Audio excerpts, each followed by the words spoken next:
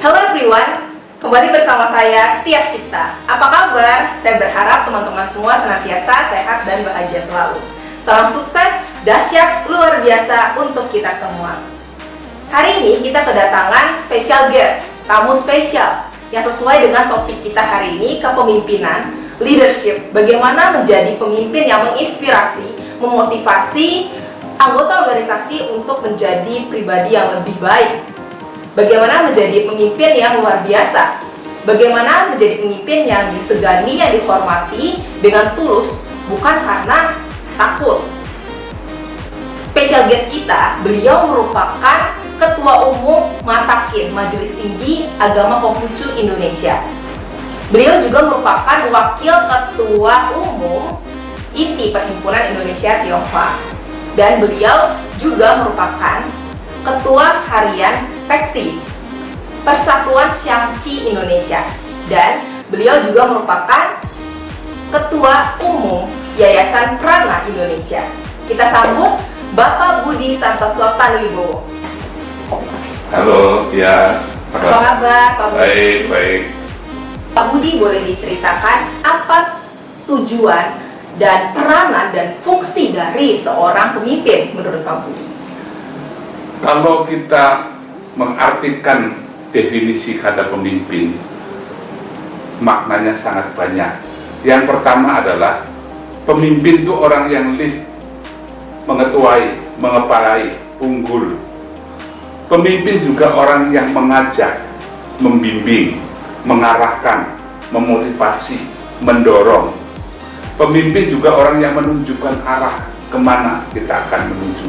Pemimpin adalah yang menggalang solidaritas, yang mempersatukan, yang pasang badan untuk tampil di depan, bukan untuk supaya dirinya dianggap orang yang paling hebat, tapi untuk melindungi mereka-mereka yang dipimpinnya. Jadi kalau kepemimpinan secara luas bisa diartikan adalah sebuah tindakan untuk menggalang kebersamaan sekelompok manusia menuju cita-cita bersama yang tentunya cita-cita yang baik agar bisa dilaksanakan dengan sebaik-baiknya, sedetail-detailnya, dan terarah serta disiapkan siapa yang akan meneruskan estafet berikutnya. Karena seorang pemimpin itu bukan sekedar bekerja ketika dia sedang memimpin sebuah organisasi, tapi juga harus memikirkan bagaimana organisasi itu berlanjut ketika dia sudah harus mundur, baik karena periodenya habis maupun karena faktor lain. Kalau menurut Bapak Budi, apa saja sih karakter-karakter yang perlu dimiliki oleh seorang pemimpin? Pemimpin nomor satu harus punya laku bakti, punya perhatian, punya kewajiban, punya keinginan untuk membawa apapun yang ia pimpin dengan baik, dengan tulus, dengan ikhlas, dengan segala kesabarannya. Karena pemimpin itu pasti bayangannya yang dipimpin banyak dan orang itu sangat beragam, kemauannya juga sangat beragam. Kalau dia tidak mempunyai kewibawaan, kalau dia tidak mempunyai ketulusan, kalau dia tidak punya kesabaran, itu bisa menimbulkan konflik-konflik yang tidak perlu karena sikap reaksi dari si pemimpin itu sendiri. Jadi pemimpin itu harus tulus, harus ikhlas, harus berbakti. Kemudian yang kedua, pemimpin itu harus sedikit banyak arif dan bijaksana. Tahu kemana arah yang akan dituju bersama, sehingga arah yang dituju adalah pilihan yang terbaik dari kemungkinan-kemungkinan yang mungkin jelek semua. Dia harus bisa mengambil satu sikap di mana barisan itu akan tetap utuh meskipun nanti mendapat goncangan yang besar, punya visi jauh ke depan, dan untuk itu dia harus selalu senantiasa menjadi pembelajar. Pemimpin juga harus punya keberanian. Keberanian itu juga termasuk berani untuk mendapat hal-hal negatif apapun karena dia sendiri pada dasarnya memang jujur. Orang berani itu ada dua, karena nekat, pokoknya asal berani. Bukan seperti itu, tapi berani karena memang dirinya lurus, karena dirinya benar, dan karena dirinya jujur. Sehingga tidak ada celah ataupun noda yang bisa dikritisi atau diserang oleh yang lainnya. Kalau saya gambarkan secara menyeluruh, pemimpin itu harus utuh, ke atas, ke bawah, ke depan, ke belakang, ke kiri, ke kanan, dan di tengahnya. Ke atas, dia harus bisa membimbing. Di atas itu dia harus bisa membimbing, mencerahkan, mencerdaskan, menjadi guru spiritual bagi yang dipimpinnya. Jadi seperti matahari yang menyinari yang dipimpinnya dengan tanpa pembedaan, semuanya mendapatkan. Di bawah, pemimpin itu harus seperti ayah bunda, memberikan yang terbaik bagi yang dipimpinnya, bagi anak-anaknya. Dan artinya dia juga seperti bumi yang kita pijak, yang memberikan kesuburannya tanpa minta imbal jasa. Di belakang, dia harus orang yang mampu menjadi motivator, menjadi pendorong, memberi arahan. Tidak perlu ikut campur, tapi ketika keliru mengingatkan. Sementara di depan, ketika terjadi kemandekan, ketika terjadi perubahan, dia harus menjadi pelopor dengan segala resiko. Dia harus tahu kemana kompasnya itu harus menuju. Sementara di kiri, dia harus bisa menjadi semacam saudara yang bisa menjadi tempat curahan keluh kesah, bisa memberi support, bisa ngomong terus terang, bisa terus belajar.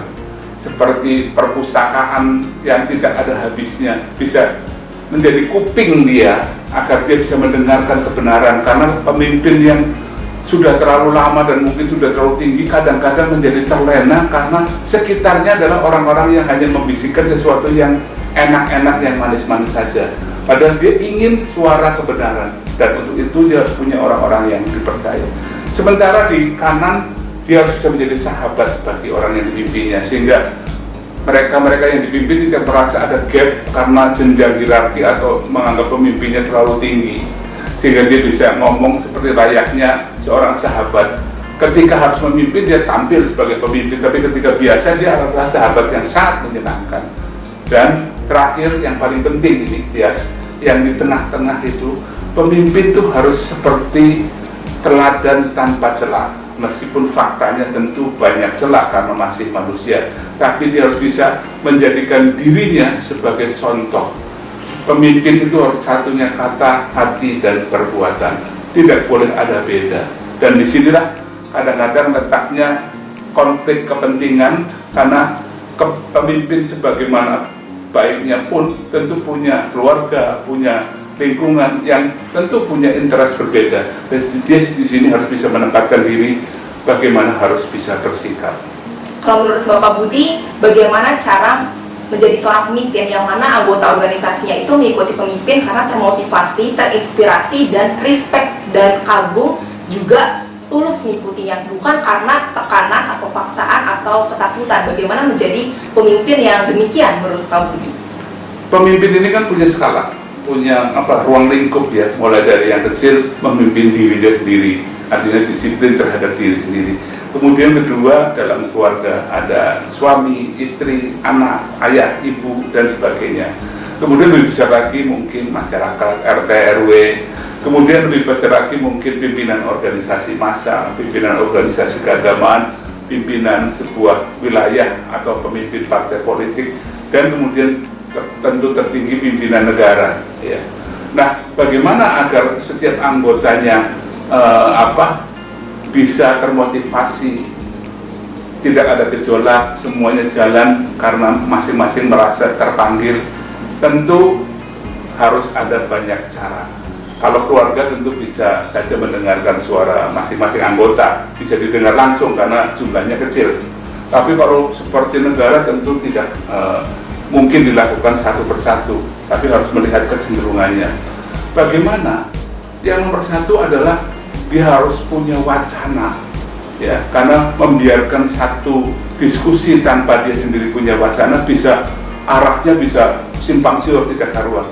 Dia memberikan wacana yang tentu didasari oleh kebaikan bagi institusi yang dia pimpin, bukan kebaikan bagi dirinya sendiri. Ini loh organisasi kita, ini loh institusi kita itu seperti ini sekarang. Tentu dengan bahasa yang mudah dicerna, kita ingin ke sini. Kita punya pesan dari para pendiri bangsa, para pendiri organisasi sebelumnya begitu. Tapi kita harus melangkah ke sana. Kira-kira bagaimana? Kalau kita lihat responnya, kalau kecenderungannya baik, kita akan melangkah, dan kemudian caranya tentu dengan cara yang baik. Karena pegangan paling kecil adalah begini, apa yang kita tidak mau jangan berikan pada orang lain. Jadi kita berpikir sebelum kita melangkah, kita berpikir balik, kalau hal itu saya lakukan atau orang lain lakukan pada saya, bagaimana saya? Kalau dirasa itu baik, kita laksanakan. Dan kemudian ketika yang lain agak susah mengerti, kita jelaskan. Dan kemudian ketika keinginan itu sudah menjadi keinginan bersama ini dalam tanda petik, karena tidak mungkin mencakup semuanya, kepentingan yang lebih besar tentu, dan semua orang akan merasakan mendapat manfaatnya, tentu dia akan mendukung tanpa perlu dipaksa. Tapi kalau keinginan itu punya dilatar belakangi oleh kepentingan pribadi atau kepentingan kelompok tertentu, tentu akan menimbulkan masalah. Nah, ketika masalah itu muncul, karena kadang-kadang orang merasa itu bukan kepentingan saya, kita harus jelaskan sampai batas-batas yang memang wajar. Kalau sampai batas yang tidak wajar, dia harus bersikap. Karena memimpin itu bukan untuk mencari popularitas. Pemimpin itu tidak mungkin dicintai semua orang. Ya, kita lihat sajalah para tokoh-tokoh besar seperti para nabi, katakanlah Yesus, banyak juga yang tidak suka sampai beliau terpaksa harus disalib. Kita contohkan lagi Nabi Muhammad, dia pernah juga harus berperang. Konghucu misalkan, dia pernah terlunta-lunta. Jadi apa yang kebaikan bagi sebuah institusi atau setiap orang tentu tidak mungkin bisa diterima secara utuh. Orang yang baik adalah bukan orang yang dicintai semua orang. Orang yang baik adalah dicintai oleh orang baik dan juga kadang dibenci oleh orang yang tidak baik. Kenapa saya katakan orang baik tidak dicintai semua orang? Karena faktanya semua orang tidak semuanya baik. Ketika dia baik pada semua orang, berarti ada prinsip yang dia korbankan. Ke kanan dia ngomong kanan, ke kiri ngomong ke kiri, sehingga sikap dia itu tidak jelas, padahal di dalam memimpin harus melakukan sesuatu yang mungkin orang lain tidak suka. Tapi sekali lagi, pegangan utama adalah kepentingan dari institusi yang lebih besar itu. Kalau kepentingan itu untuk kebaikan, lakukan meskipun dengan segala resikonya. Kira-kira itu. Menurut Bapak Budi, bagaimana cara memastikan anggota organisasi mengerjakan yang terbaik, mengerjakan tanggung jawabnya dengan sebaik-baiknya?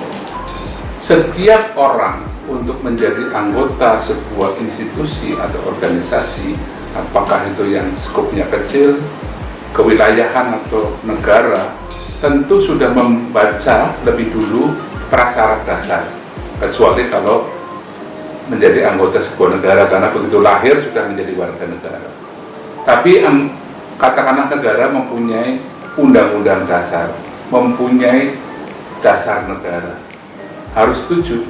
Mau tidak mau, suka tidak suka. Katakanlah kalau hidup di Indonesia harus bisa menerima Pancasila dan Undang-Undang Dasar 45. Demikian juga menjadi anggota sebuah organisasi harus setuju dengan apa yang disebut anggaran dasar dan anggaran rumah tangga dari organisasi itu.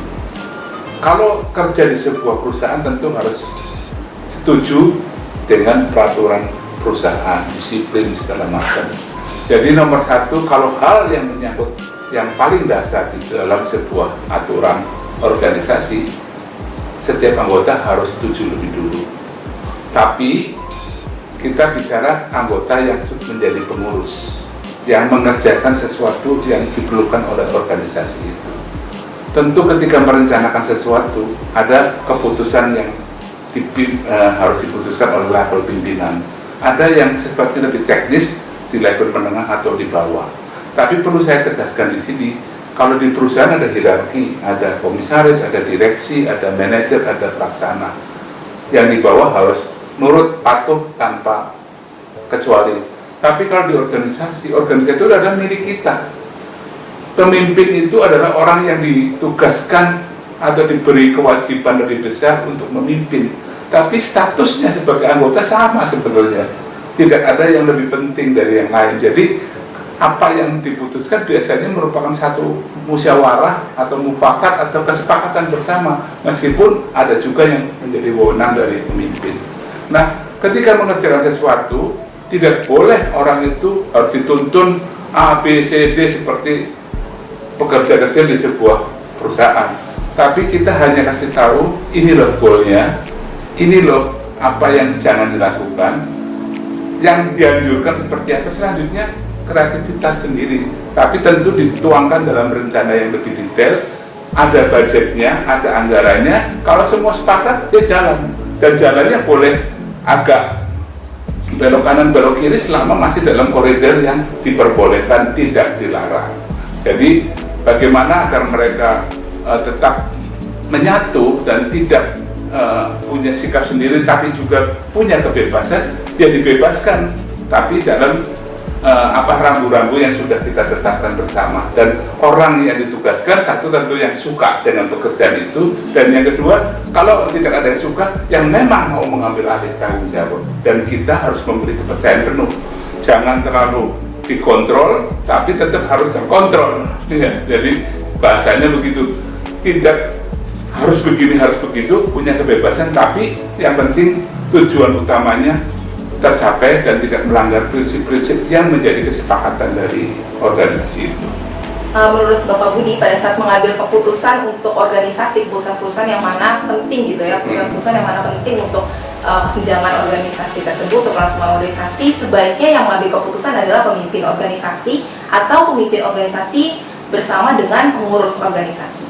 Ada mekanismenya, ada yang sifatnya harus bersama-sama. Kalau sesuatu yang sifatnya jangka panjang, sesuatu yang mendasar, yang belum terjadi tapi sudah kita rencanakan, itu bersama-sama. Tentu bersama-sama ini ada levelnya. Kalau levelnya besar, tidak mungkin mengajak semuanya, tapi mereka-mereka yang mewakili, tapi menyerap aspirasi yang di bawahnya. Tapi kalau keputusan-keputusan itu tiba-tiba, saya ambil ilustrasi begini, yang namanya pilot sebuah pesawat ada prosedur, harus begini, harus konsultasi dengan menara pengawas, harus konsultasi dengan yang akan didarati dan segala macam. Itu kan normal. Tapi mendadak ada cuaca yang turbulen dan segala macam, dia harus mengambil keputusan sendiri. Tentu ada prosedurnya, tapi keputusan yang diambil dia harus putuskan sendiri.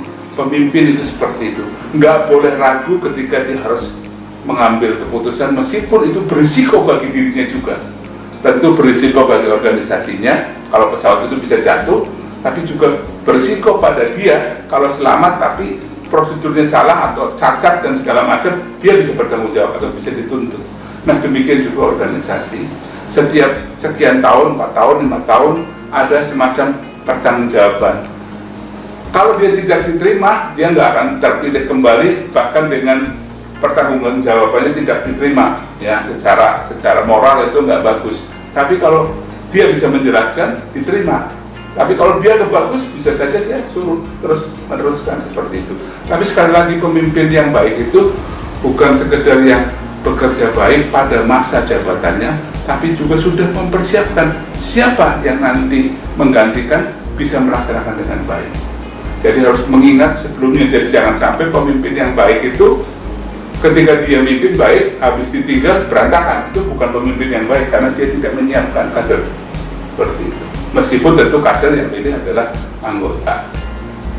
Menurut Bapak Budi, pada saat terjadi konflik kepentingan, pada saat mau mengambil keputusan A, menguntungkan pribadi tetapi merugikan organisasi, kemudian keputusan B menguntungkan organisasi tetapi merugikan pribadi, menurut Bapak Budi bagaimana yang harus diambil oleh seorang pemimpin?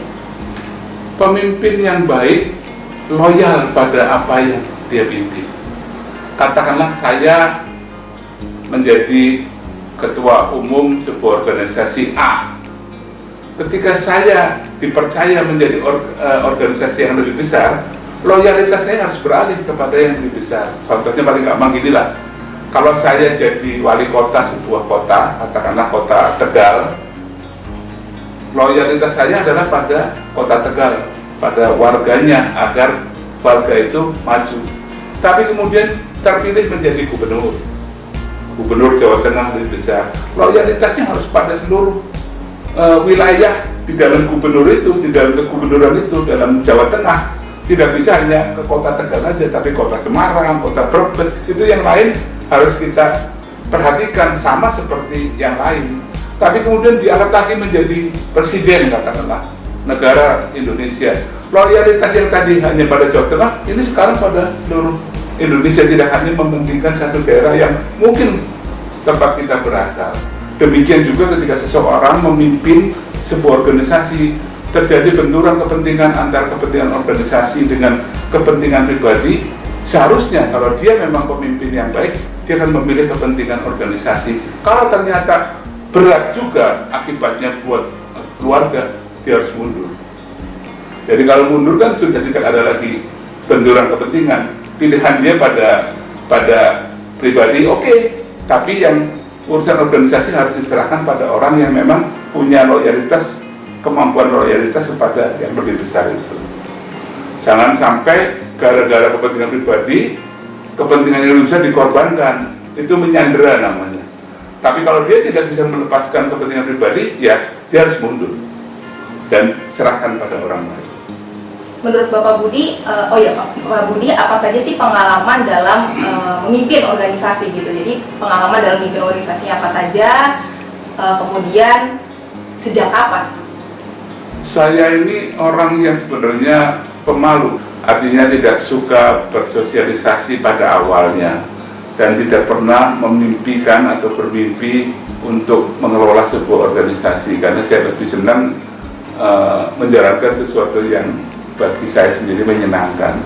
Tapi kemudian perjalanan hidup membuat saya banyak berkecimpung di banyak organisasi, mulai dari kelompok Matakin, Majelis Tinggi Agama Konghucu Indonesia, kemudian Perhimpunan Indonesia Tionghoa, kemudian Yayasan Prana Indonesia, kemudian hubungan dengan lintas agama, ada ICRP, Indonesian Conference on Religion and Peace, ada komunitas-komunitas lain, dan juga terakhir ada FOBI, Federasi Olahraga Barongsai seluruh Indonesia.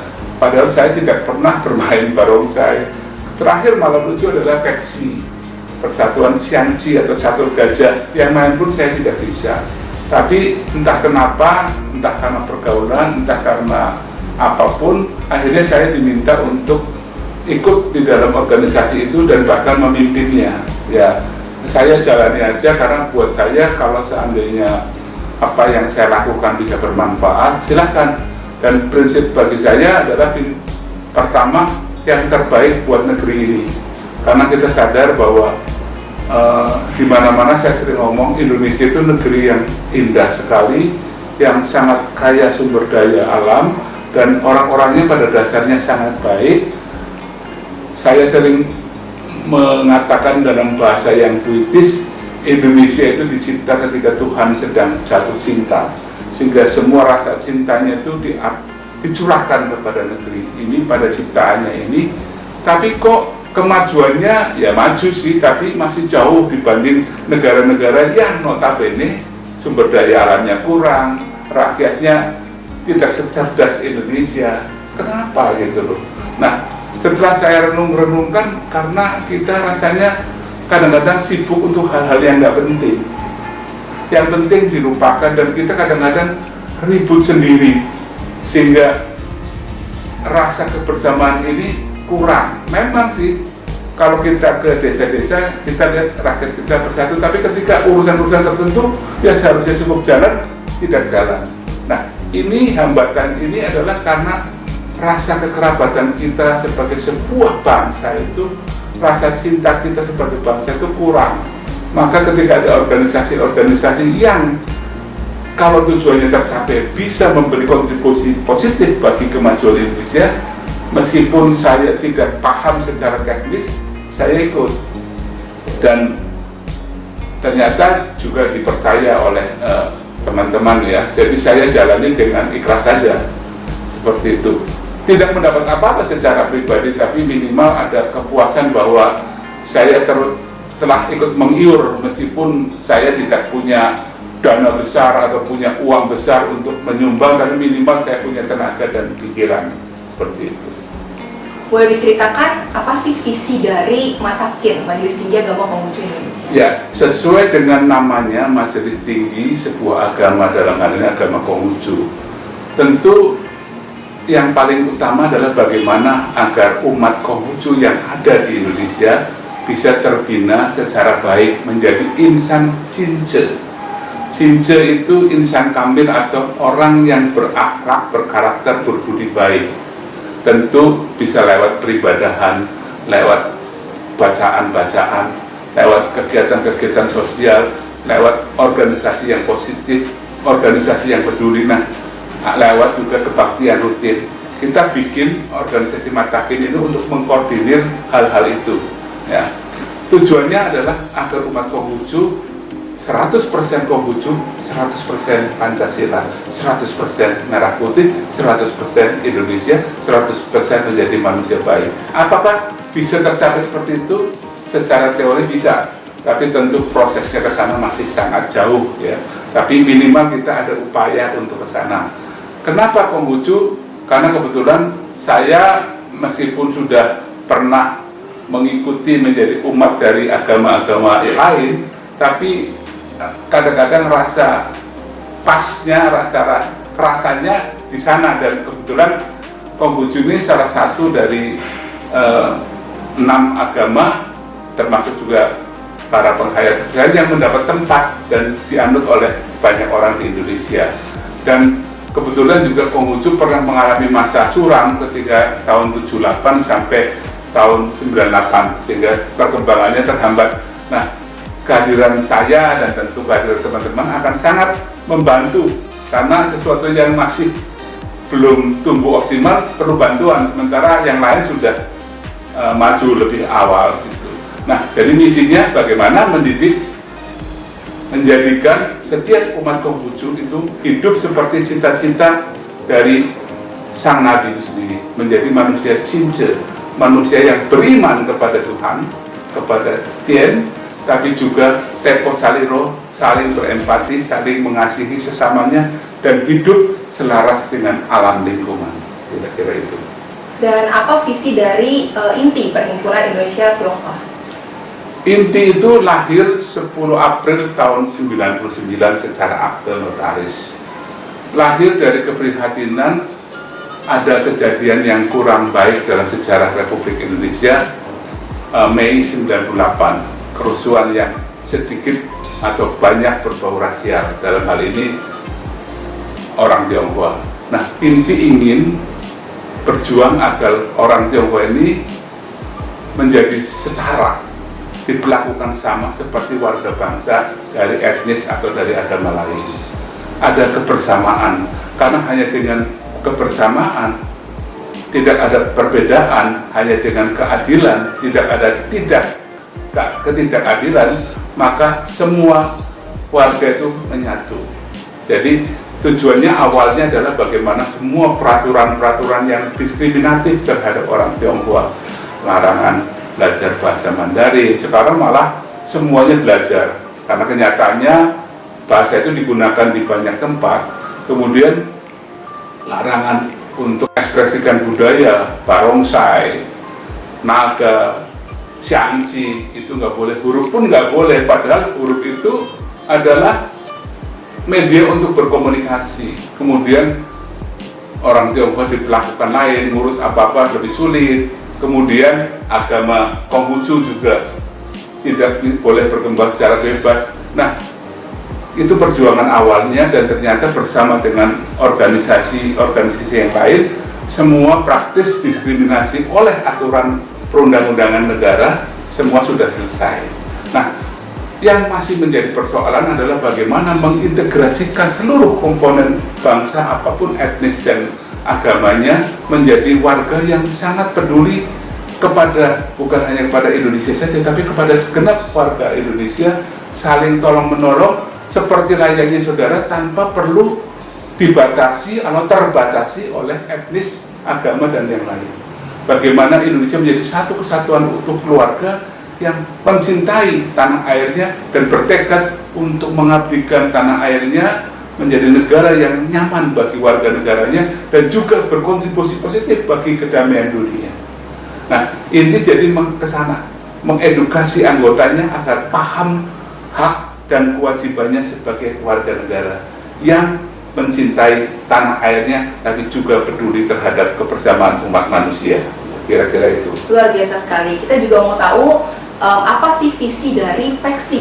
Nah, PEKSI ini kan olahraga ya. Jadi catur itu ada catur gajah yang asalnya dari India. Indonesia lumayan tuh punya Grandmaster levelnya, meskipun belum pernah menjadi juara dunia, tapi boleh dikatakan lumayan lah. Di Asia mungkin setelah Filipina, India, Tiongkok, Indonesia, jadi boleh katakan 4 atau 5 besar, lumayan. Tapi ada juga catur gajah yang konon lebih tua dari Tiongkok. Nah, ini juga olahraga. Kalau ada pertandingan di luar atlet-atlet yang dari Tiongkok, karena terus terang catur PEKSI ini tidak seluas penggemarnya seperti catur kuda ya, catur India. Nah, Indonesia mendapat ranking lumayan lah, nomor 4 besar juga. Kalau Tiongkok memang kelasnya lebih tinggi karena memang asalnya dari sana. Nah, ketika orang-orang juga saling tukar menukar budaya, orang bule banyak belajar gamelan, nyinden, lagunya Didi Kempot pun banyak yang dinyanyikan.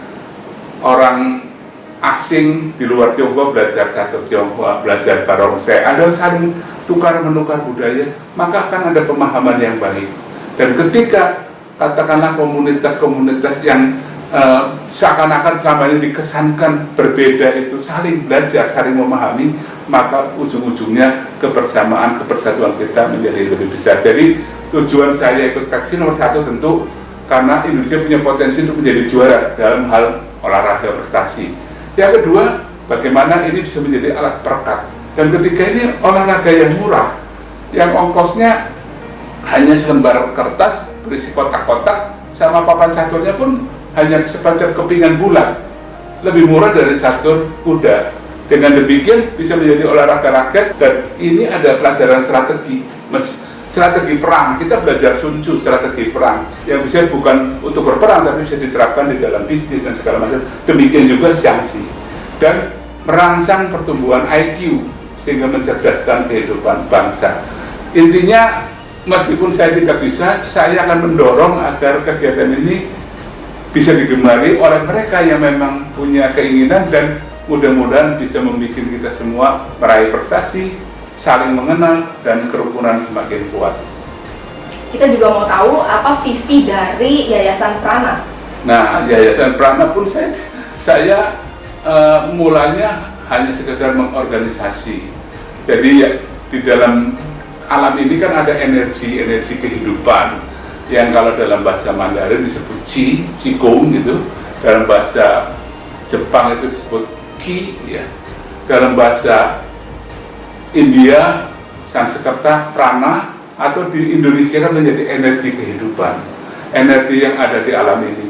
Energi ini kalau digunakan bisa menyembuhkan, dan penyembuhannya pun tanpa obat, hanya dengan latihan secara fisik, bukan latihan yang gaib, dan bermeditasi untuk memperkuat kepekaan. Nah, saya orang yang rasional, pertamanya lihat kok kayak gitu masa bisa menyembuhkan, tapi lama-lama melihat fakta bahwa itu menyembuhkan.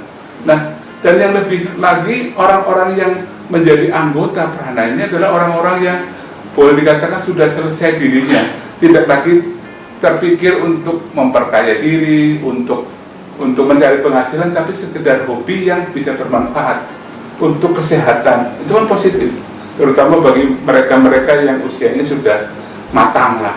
Nah, disinilah kita tertarik dan lama-lama ikuti dalam organisasinya, meskipun saya termasuk orang yang malas untuk berlatih karena itu butuh waktu yang lama, tapi minimal saya senang bergaulnya, dan hal itu ternyata memberi manfaat. Bahkan ketika kita tidak punya uang, dengan cara sederhana kita bisa menyembuhkan diri kita sendiri maupun orang lain. Dan penyembuhan apapun, nomor 1 adalah keyakinan. Ketika kita datang ke seorang dokter yang kita merasa percaya, mungkin sebagian persen dari penyakit sudah sembuh. Demikian juga kalau penyembuh prana ini kemudian bisa tampil dengan cara meyakinkan itu juga bisa menyembuhkan, dan itu buktinya sudah banyak. Jadi saya lakukan beberapa hal yang saling berbeda. Kalau matakin kan jelas urusannya agama, umat dan Tuhan. Kalau inti kebangsaan, orang Tionghoa, warga yang lain. Kalau keksi, olahraga. Kalau prana, kesehatan. Jadi hal yang ya simpang siur, tapi saya jalani dengan senang saja ya. Karena sekali lagi saya juga bukan meminta, tapi dipercaya ya. Saya terima kepercayaan itu dengan tanggung jawab. Luar biasa sekali. Sebelum kita mengakhiri video ini, ada saran, wejangan, nasihat yang bisa disampaikan untuk teman-teman semua, Pak Budi? Ya, saya terus terang punya keyakinan bahwa setiap generasi, setiap zaman punya pahlawannya sendiri, punya jagoannya sendiri, punya tokohnya sendiri, sehingga tidak bisa dibandingkan tokoh dari zaman tertentu dengan zaman sekarang karena tantangannya berbeda-beda. Dan kalau dalam hal teknologi yang kita lihat ke depan itu arahnya ke sana dan sudah terjadi saat ini dan bahkan semakin cepat, biarpun orang-orang yang seumuran saya katakanlah pendidikannya sangat tinggi, tidak segesit anak-anak yang muda. Jadi benar seperti yang dikatakan oleh Konghucu bahwa hidup itu adalah berubah. Suatu ketika beliau itu berdiri di sebuah sungai yang jernih, yang kelihatannya tidak bergerak, saking jernihnya jadi nggak ketahuan arusnya. Tapi kemudian ada sebatang ranting dengan beberapa daun yang jatuh ke sungai itu, baru ketahuan bergerak. Baru beliau sadar bahwa ternyata yang kelihatan diam itu bergerak dan dia bergumam. Demikianlah kehidupan, selalu mengalir tanpa kita sadari. Dan kalau kita tidak sadar bahwa kehidupan berubah dan kita diam di tempat, kita akan tertinggal. Seperti kita berdiri di sini, daunnya sudah di sana. Maka pesan saya kepada para generasi muda, apapun kesenangan dan hobi kalian, belajarlah terus. Karena belajar adalah tugas manusia yang tidak kenal berhenti. Bedanya manusia dengan mamalia adalah manusia membaca. Dulu membaca buku, sekarang membaca di gadget atau di apapun. Tapi intinya adalah belajar. Belajarlah terus, apa saja, nanti suatu saat akan ketemu minatnya, tekuni itu, dan jadikanlah itu sebagai modal ke depan. Yakinlah hanya mereka yang mau berubah ke arah baik, yang mau melakukan pembaharuan setiap hari, yang akan memenangkan zamannya. Kalau kita tidak mau belajar, kita pasti tertinggal. Dan lakukanlah hal-hal positif, karena sekarang belajar itu sangat murah dengan adanya wifi, dengan adanya YouTube, dengan adanya apapun, sehingga tidak lagi katakanlah seperti angkatan saya atau sebelumnya mau membeli buku aja butuh waktu 2-3 tahun karena bukunya terbit di luar negeri. Tapi hari ini yang terbit di ujung dunia, pada saat yang sama kita tahu kalau kesempatan yang luar biasa besar itu tidak digunakan, yang salah bukan siapa-siapa tapi diri kita sendiri. Ibaratnya seperti nasihat Konghucu juga, bila jalan bertiga, katakanlah saya jalan, kanan kiri saya ada teman saya, kita melakukan perbincangan sambil jalan itu. Ketika berjalan itu tentu ada yang benar, ada yang salah. Ketika ada yang baik, kita harus belajar, kita harus meniru, jangan pernah malu meniru sesuatu yang baik. Tapi ketika kita melihat ada nih yang kurang baik, nggak usah menyalahkan mereka, tapi periksalah dirinya sendiri, perbaiki diri sendiri. Waktu kita terlalu mahal hanya untuk menyalah-nyalahkan orang lain. Waktu yang mahal itu gunakanlah untuk memperbaiki diri. Dan belajar itu seperti titik. Guru yang betapapun cerdasnya tidak mungkin mengajarkan kita begitu detail. Guru hanya meletakkan satu titik. Kalau kita hanya menerima satu titik dan tidak mau bekerja, belajar lebih lanjut, titik itu akan menjadi titik yang semakin memudar, semakin kecil dan akhirnya terhapus. Tapi kalau kita mencari titik yang kedua, antara titik pertama yang diberikan guru dengan titik kedua yang kita cari, bisa ditarik sebuah garis. Kalau lebih lagi, titik yang ketiga jadilah segitiga, jadilah bidang. pengetahuan kita semakin luas. Kalau satu titik lagi menjadi ruang piramid seperti bentuk kue bakcang. Nah, jadi tugas kita adalah mengembangkan, dan seorang guru yang baik akan senang sekali kalau satu titik itu berkembang menjadi 4 titik, bahkan di dalam dunia 5G sekarang bisa menjadi titik ke-5, titik ke-6 yang saya sendiri belum bisa membayangkan. Kalau 4 titik ruangan kita tahu, tapi kalau 5 bagaimana? Nah, itulah yang harus terus digali, dan inilah tugas generasi muda, karena apapun kehebatan orang yang sudah lanjut, daya pikirnya, daya ingatnya menjadi terbatas. Saya sudah mengalami sendiri, makin lama daya ingat makin kurang. Nah, kalau daya ingatnya kurang, wisdomnya, kearifannya kurang, celakalah orang itu. Nah, makanya yang masih muda, belajarlah, karena dunia ke depan adalah milik kalian semua. Luar biasa sekali. Terima kasih banyak Sama-sama, Pak Budi Tias. untuk waktunya. Sukses selalu, bahagia selalu, sehat selalu. Bahagia karena ada Tias. Nah, terima kasih banyak Pak Budi. Dan teman-teman, Pak Budi juga memiliki YouTube channel. YouTube channelnya namanya Budi Tanuwibowo. Budi Tanuwibowo, silahkan ditonton video-video beliau dan juga di subscribe dan juga tekan tombol notifikasinya. Terima kasih banyak teman-teman yang sudah menonton video ini. Please like, comment, share sebanyak-banyaknya, dan juga untuk teman-teman yang belum subscribe YouTube channel saya, please subscribe dan tekan tombol notifikasi YouTube channel Tias Cipta. Thank you so much everyone. Sukses selalu, bahagia selalu, sehat selalu. See you next time. Halo.